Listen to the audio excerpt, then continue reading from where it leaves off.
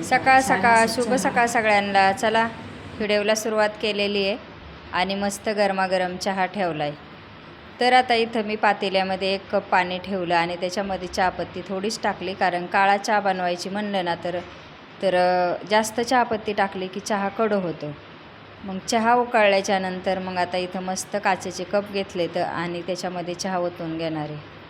तर आता चहाला थोडा वेळ चांगलं कडू देते आणि मस्त ओतून घेते आणि गरम गरम चहा सकाळी सकाळी। पावसाचं सुद्धा वातावरण बाहेर चालू आहे, खूप पाऊस पडतो इकडं मुंबईला 2-3 दिवस झालं। आणि मग बाकीची स्वयंपाकाची मी आधी थोडीशी तयारी करून ठेवली, पण म्हणलं चला आता चहा घेऊया आधी आणि नंतर मग स्वयंपाक।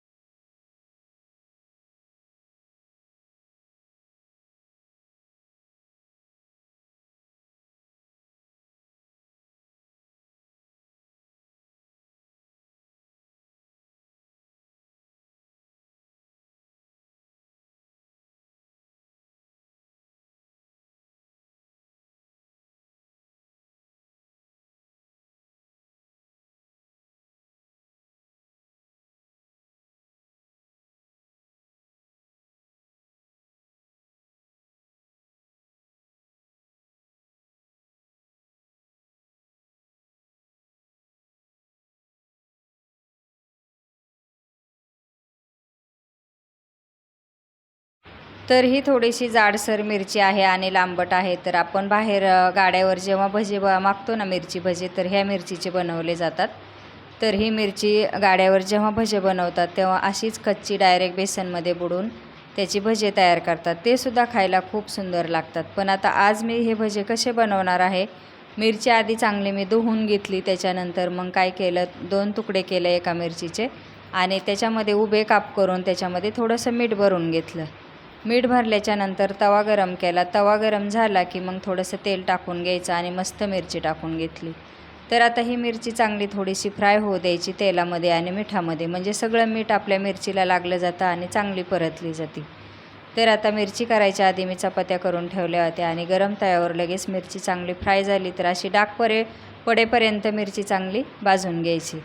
त्याच्यानंतर मिरची आता मी एका प्लेटमध्ये काढून ठेवते। तर आता बाहेर पण पाऊस मस्त चालू आहे आणि त्या दिवशी बाजारातून ह्या मिरच्या आणल्या होत्या मी, तर म्हणलं चला आता फ्रीजमध्ये पडलेल्या आहेत तर बनवून घेऊया। तर लाल म्हणजे जराशी काळसर डाग पडेपर्यंत मिरची भाजून घेतली। त्याच्यानंतर आता इथं बेसन पीठ घेतलं, त्यात थोडंसं मीठ टाकलं चवीनुसार आणि हळद टाकायची 1 छोटासा चमचा।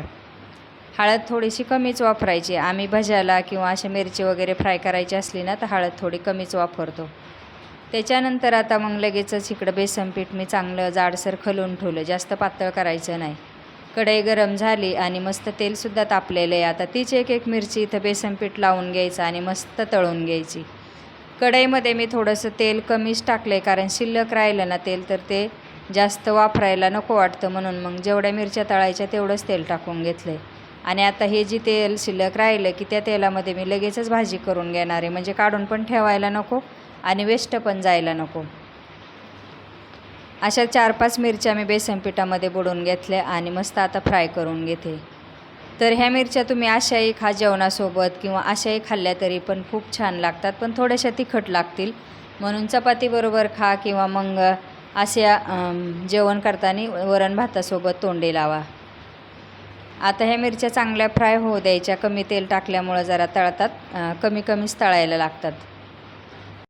मिरच्या तळणार बेसन पिठामध्ये मी काय केलं, सोडा टाकला नाही तर काय सोडा टाकतात, पण सोडा टाकला ना तर थोडा वेळ त्या भज्या असो किंवा दुसरं मिरची भज्या असो ते चांगलं वाटतं, पण थंड झाल्याच्या नंतर पूर्ण ते असं नरम पडलं जातं। त्याच्यामुळं मी काय बेसन पिठामध्ये सोडा वगैरे टाकत नाही, कारण आता ह्या मिरच्या मी आत्ता बनवणार आणि सगळा स्वयंपाक झाल्याच्या नंतर, कामं आवरल्याच्या नंतर जेवणं करणार, मग त्याच्यामुळं म्हणलं चला न सोडा टाकताच आपण मस्त मिरची भजे करूया आणि एकदम चांगले पण होतात, असे कुरकुरीत कडक, मऊ पडत नाहीत जास्त. तर मग मिरच्या कशा जास्त तिखट असतात, कधी कधी कमी तिखट असतात, तर मग बेसन पिठामध्ये तिखट पण टाकलं नाही मी. थोडेफार तिखटपणा तर मिरचीमध्ये असतोच. आणि आता ह्या सगळ्या मिरच्या मी इथं पेपरवर तळून घेतलेल्या आहेत. पेपरवर कशामुळे ठेवल्या तर थोडंफार जे त्याच्यामध्ये तेल राहतं ना ते पण पेपरला निघून जातं. तर माझ्याकडे दुसरा टिश्यू पेपर असतो, पण तो आता संपलेला आहे, म्हणून मग मी हाच न्यूजपेपर घेतला आहे आणि त्याच्यावरच टाकल्यात. पण 5 मिनटामध्ये मी आता ह्या बाजूला काढून घेणार. लय वेळ पेपरमध्ये ठेवणार नाही, तर मग ते पेपरचासुद्धा कलर कधी कधी लागतो. पण थोड्याशा थंड झाल्या की लगेच काढून घेणार आहे. मग काय, आता मिरच्या तर तळून झाल्यात, आपण भाजीची पंचायत परत. तर सकाळी मग मी काय केलं, उठल्याच्यानंतर म्हणलं मिरच्या तर आहेत फ्राय करायला, पण काहीतरी पातळ भाजी करायला पाहिजे. तर मग मसूर टाकले होते पाण्यामध्ये भिजायला. तर सकाळपासून ते मसूर मी जवळजवळ 11पर्यंत भिजत होते, चांगले भिजले होते. मग काय केलं, राहिलेल्या तेलामध्ये लगेच कांदा वगैरे कट करून ठेवला होता. कांदा टाकला, मिरची टाकल्या 2 आणि 1 टोमॅटो बारीक कट करून टाकलं. मग साधी सिंपल आज मसूरची भाजी बनवते. ती कशी बनवते कारण अचानक घरामध्ये काय भाजीला सुद्धा नव्हतं, पण अचानक लक्षात आलं की चला मसूर तर आहे, थोडंसं भिजूया आणि पटकन होणारी पण भाजी आहे, लय वेळ भिजायला लागत नाही. मग कांदा वगैरे चांगला फ्राय करून घ्यायचा, मिरची पण त्यात टाकायची हिरवी 2, मस्त चव येते हिरव्या मिरचीने सुद्धा. आणि इकडं आपले भजे थंड झालेले आहेत, आता मी प्लेटमधले काढून ठेवते. कांद्यामध्ये मला अजून मीठ टाकायचं बाकी आहे. तर कांद्यामध्ये आणि टोमॅटोमध्ये जर मीठ टाकलं फोडणीमध्ये तर पटकन ते असे मऊ होतात आणि लवकर परतले जातात. तर हा मसूर मी सकाळी भिजत ठेवला होता. थोडंसं कोमट पाणी करायचं आणि घाई गडबडीच्या ह्याच्यामध्ये अशी भाजी तुम्ही बनवू शकता. समजा घरात अचानक सकाळी उठल्याच्यानंतर भाजीलाच काय नाही, मग काय करायचं, तर चणे किंवा दुसरं काय असेल, मूग मटकी, हे काय पटकन आपण करू शकत नाहीत. पण मसूरचं हे एक आहे की थोडा वेळ जरी भिजलं ना तरी त्याची भाजी खूप छान होती. मग काय, मसूर पाण्यात टाकले कोमट आणि चांगले 2-3 तास भिजून दिले आणि लगेचच मग चांगले धुवून घेतले. आणि मसाला तर तुम्ही पाहिलाच, न मसाला वाटता न कुटता डायरेक्ट कांदा, टोमॅटो आणि हिरवी मिरची टाकून फ्राय करून घेतलं आणि त्याच मसाल्यामध्ये मसूर करायचा आहे अख्खा.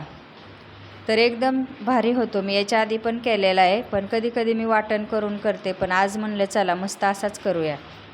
तर कढीपत्ता टाकायचा मी राहिले होते, तर तो पण टाकून घेतला. मस्त कढीपत्त्याने पण फ्लेवर चांगला येतो आपल्या भाजीमध्ये. कुठल्याही भाजीमध्ये टाकला ना कढीपत्ता तर चांगलाच असतो, त्याच्यामुळं टाकून घ्यायचं. तर चला, कांदा परततोय तोपर्यंत बाहेरचं वातावरण दाखवते. तर आज आमच्याकडे भरपूर पाऊस येतो आहे सकाळपासून. मस्त असे झाडं तर हिरवेगार झालेतच, पण कुंड्यांमध्ये पाणी साठून राहिले. मग काय, मला थोडा वेळ झालं की त्या कुंड्यातलं पाणी काढून टाकायला लागतं, नाही तर हाईत ते पण झाडं जळून जायचे पाणी लागल्यामुळं. जेव्हा पाणी नसतं तेव्हासुद्धा झाडं जळतात आणि जास्त पाणी लागलं तर तेव्हासुद्धा पिकले जातात आणि ते मुळं त्याचे सडले जातात कुंड्यामध्ये. त्याच्यामुळं पाणी पण जास्त लागून जमत नाही. आता इकडनं काय, गॅलरी उघडी असल्यामुळं भरपूर पाणी आतमध्ये येते आणि सगळं झाडामध्ये पाणी त्यातमध्ये साठलं जाते. मग थोडा वेळ झालं की त्या कुंड्यातलं पाणी कमी करायचं, परत तिथं थोडंसं सुकलीने पाणी काढून टाकायचं आणि परत पाऊस येतोयच, म्हणलं चला ते पण थोडीशी साफसफाई करून घेतली. तिथलं पण तुम्हाला वातावरण दाखवलं. तोपर्यंत आपला कांदा, टोमॅटो छानपैकी परतला. मस्त काळा मसाला टाकून घेतला, कोथिंबीर टाकली आणि आता हे मसूर धुतलेले टाकून घ्यायचे. मसूर टाकल्याच्यानंतर फक्त खालीवर करायचे आणि छान चांगलं परतून घ्यायचे. हे पहा, आता मस्त इथं मी परतून घेतलं आहे चांगलं एकत्र. आणि आता याची मला अख्खा मसूर बनवायचा आहे. त्याच्यामध्ये मी 1 बटाटा टाकला आहे उकडून. जर उकडलेला नसेल ना तुमच्याकडं तर साल काढायचा आणि असे कट करून बटाटा घालायचा, खूप भारी लागतो आणि शिजतो पण चांगला. पण माझ्याकडं काय झालं तर होता 1 बटाटा उकडलेला, मग मी तोच टाकला मस्तपैकी. आणि आता याच्यामध्ये काहीच वाटण वगैरे मसाला टाकून घेतला आहे, पण वाटण टाकलं नाही, फक्त आता पाणी टाकायचं बाकी आहे. तर याच्यामध्ये तुम्ही गरम पाणीसुद्धा टाकू शकता. मी तर गारच टाकले. कधी कधी मी टाकते गरम पाणी, पण आज गारच पाणी टाकलेलं आहे. पण गरम पाणी टाकलं ना तर भाजीची चव खरोखर चव वेगळीच लागते. आता इथं चांगला शिजवून द्यायचा बारीक गॅसवर, जवळजवळ 15 ते 20 मिनटं. लगेच मसूर आपला असा फुटला जातो. तर आता मी अजून थोडा वेळ शिजवून देते, मस्त वरून कोथिंबीर टाकून देते आणि मस्त आपला अख्खा मसूर इकडं तयार आहे. तर कसा वाटला तो कमेंटमध्ये खरोखर नक्कीच सांगा. अख्खा मसूर चपातीसोबत किंवा भाताबरोबर तर एकच नंबर लागतो. पण मी चपात्या बनवलेल्या आहे आता. सकाळी काय आम्ही जास्त भात बनवत नाही, तर कधीतरी भात करतो सकाळी, नाही तर मग संध्याकाळीच. स्वयंपाक झाला आणि मस्त आता जेवण करायचं आहे. चला तुम्ही पण या जेवण करायला. आणि आता परत भेटूया पुढच्या व्हिडिओमध्ये. तोपर्यंत सगळ्यांना बाय बाय. आणि मस्त जेवण करून बाकीचे आता सगळे काम आवरलेले आहेत. निवांत दुपारचं जेवण करायचं, आराम करायचा आणि परत संध्याकाळची रुटीन. तर अशी सकाळपासून ते दुपारपर्यंतची रुटीन कशी वाटली ती कमेंटमध्ये नक्कीच सांगा. आणि परत आता भेटूया पुढच्या व्हिडिओमध्ये. तोपर्यंत सगळ्यांना बाय बाय.